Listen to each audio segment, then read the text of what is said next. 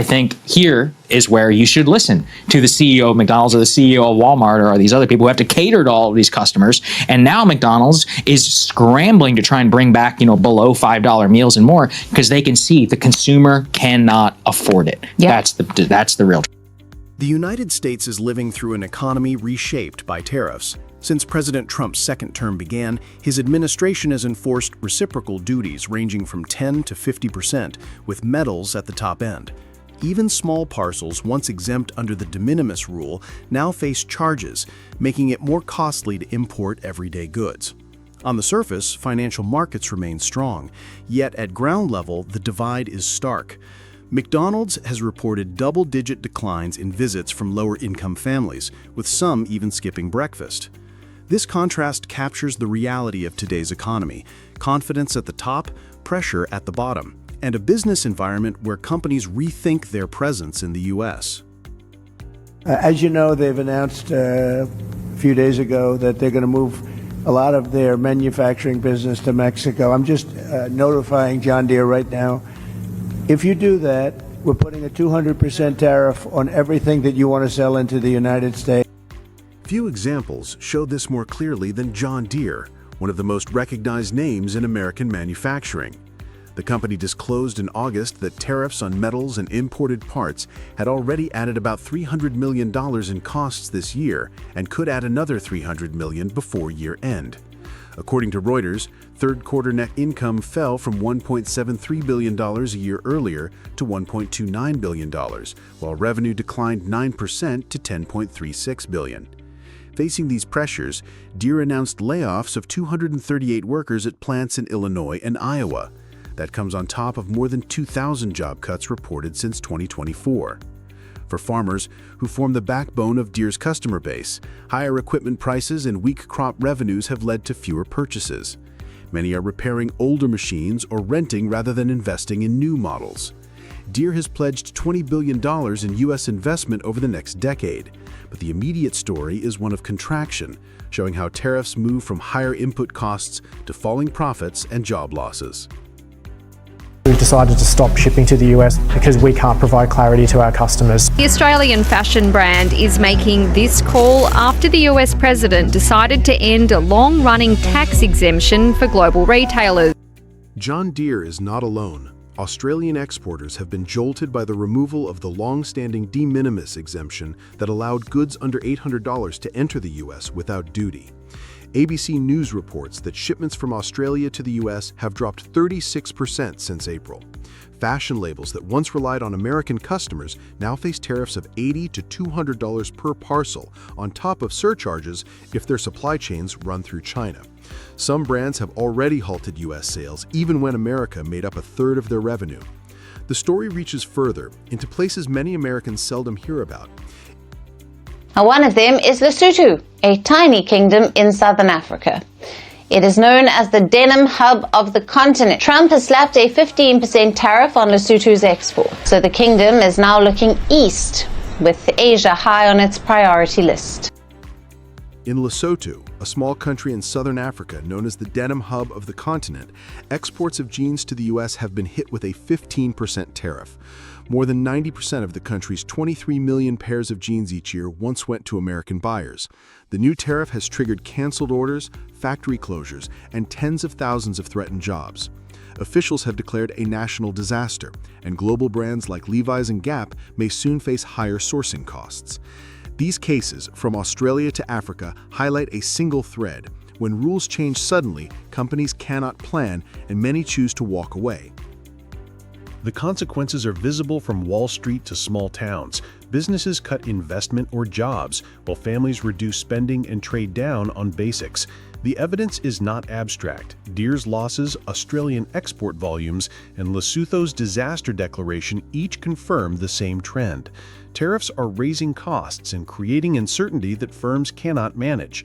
Ahead, outcomes hinge on pending court rulings, talks with Mexico, and the administration's decision on semiconductor tariffs. What matters most is not just the rate itself, but whether rules remain stable. Without that, companies retreat, trading partners look elsewhere, and American consumers pay more for less. We've taken in trillions of dollars And by the way, all these countries signed agreements, as an example. They're all happy. Everybody's happy. New this morning, President Trump's efforts to reshape the nation's trade policy have taken a hit after a federal appeals court ruled that most of his sweeping global tariffs are unlawful. In early September 2025, President Donald Trump continues to defend the tariffs that have defined his second term. He insists they are the cornerstone of America's economic strength, arguing that without them, the United States could slip into decline. Yet those same tariffs now face their most serious challenge. A federal appeals court ruled at the end of August that most of the global duties imposed under emergency powers are unlawful. The decision is stayed until October 14, giving the administration time to appeal to the Supreme Court. For Trump, this is more than a legal dispute. He ties the survival of his economic model to tariffs, portraying them as protection for trillions of dollars in new investment, especially in artificial intelligence. But while the president speaks of national survival, financial markets and ordinary households are bearing the real cost.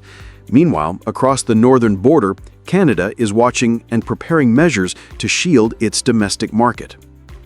President Trump is touting what could be a financial windfall for the United States, but at whose expense? Is it American consumers? We've been talking to small business leaders about how the tariffs are affecting them. Most of them say that they are currently eating the tariffs, but eventually are going to have to pass on the cost to their consumers. Support for tariffs has collapsed. A majority that once backed Trump's policy has shifted, and 6 in 10 Americans now oppose it because prices continue to rise. Importers confirm the squeeze. Companies like Fontana Forna USA face duties near 80% on containers of Italian goods and were forced to raise prices by 10% this summer. Economists are clear. Tariffs are paid by U.S. firms at the port and passed directly to consumers. The promise that foreign producers would absorb the cost has not materialized. Canada, on the other side of the border, is charting its own course. Relief for consumers at the grocery store and other small businesses may be on the way. Ottawa has dropped a number of tariffs on U.S. products covered by the CUSMA Free Trade Agreement. Prime Minister Mark Carney's government announced in late August that it would drop most retaliatory duties on U.S. goods covered by USMCA. At first, this looked like a concession, yet it was a calculated move to ease pressure on households while keeping leverage in negotiations. Everyday grocery items such as coffee, tea, nuts, and pasta had carried a 25% surcharge. With that barrier gone, Canadian consumers are expected to see gradual price relief as new shipments arrive. Retailers caution that it will take time because existing stock was imported under the old tariffs. But the difference at customs is significant. Food inflation in Canada was running at 3.4% year-over-year in July, compared with a normal range of 1.5 to 2.5%. Reducing counter tariffs is meant to move that rate closer to stability. Businesses also note that U.S.-made furniture and other imports will become more affordable, giving consumers breathing room. The contrast between Washington and Ottawa is now impossible to ignore.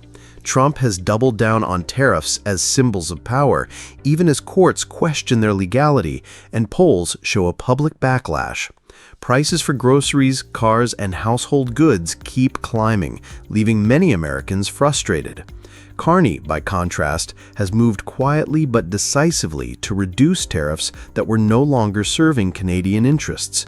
By lowering costs at the checkout counter, he is reinforcing consumer confidence while keeping channels of dialogue with Washington open.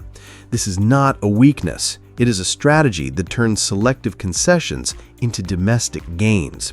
Where Trump's approach is producing political headaches and economic uncertainty, Canada is showing how pragmatic adjustments can strengthen the home front and protect long-term negotiating power. The central message is clear. Tariffs may have been launched as a show of strength, but in practice, they are straining American households. Canada's decision to lower its own duties demonstrates that resilience comes not from clinging to a failing policy, but from adapting it to serve the needs of citizens.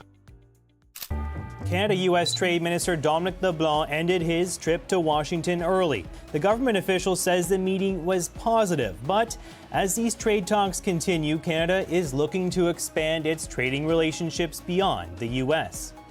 Canada is no longer waiting for Washington to change its mind. In the middle of tense tariff talks with the Trump administration, Ottawa is making a clear move toward Europe. Prime Minister Mark Carney and Industry Minister Melanie Joly have been on a mission that goes beyond diplomacy. I think also we need to make sure that meanwhile we not become completely over-reliant on the U.S. And that is why I'm in Germany right now, in Europe, as I'm working on making sure that we're helping businesses pivot and try to become closer to European businesses and also to European governments. The message is simple. Canada will not remain locked into a one-sided relationship with the United States. Instead, the country is building a new axis of cooperation with Europe, anchored in energy and artificial intelligence. By placing these sectors at the heart of its agenda, Canada is showing that the future will not be dictated by tariffs. It will be shaped by investment in infrastructure and the industries of tomorrow. Our government is in the process of unleashing $500 billion of investment in energy infrastructure, port infrastructure, particularly intelligence infrastructure as well, with AI. At home, the Canadian government has announced an investment plan of $500 billion Canadian dollars, focused on energy, ports, and advanced digital systems, including artificial intelligence. This is one of the largest industrial packages in modern Canadian history. Energy remains central. Canada is already the largest foreign supplier of crude oil to the United States, exporting nearly 3.9 million barrels per day in 2024, according to Statistics Canada. Ottawa now aims to connect more directly with Europe through LNG and hydrogen corridors. Artificial intelligence is the other pillar. Canada is expanding AI infrastructure, recognizing that modern AI requires massive and stable energy supplies.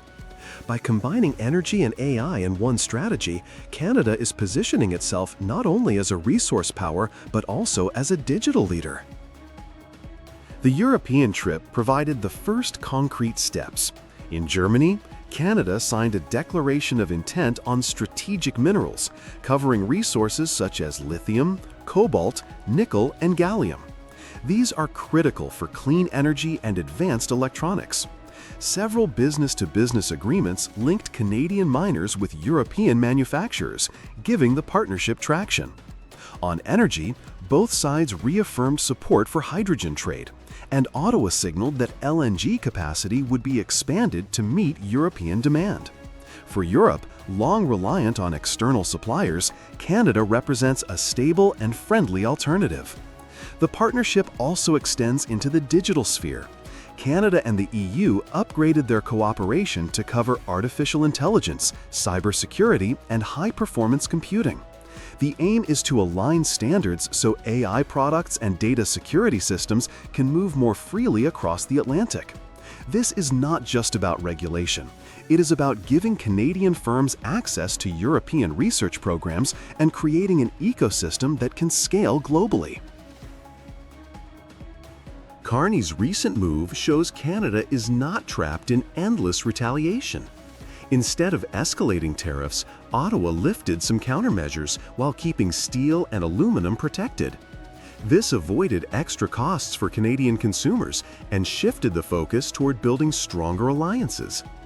The contrast with Washington is striking. Trump relies on short-term pressure through tariffs, while Canada invests in energy and artificial intelligence as long-term tools of influence. Trump may win headlines for confrontational tactics, but Canada is laying foundations that will outlast the trade disputes of the moment.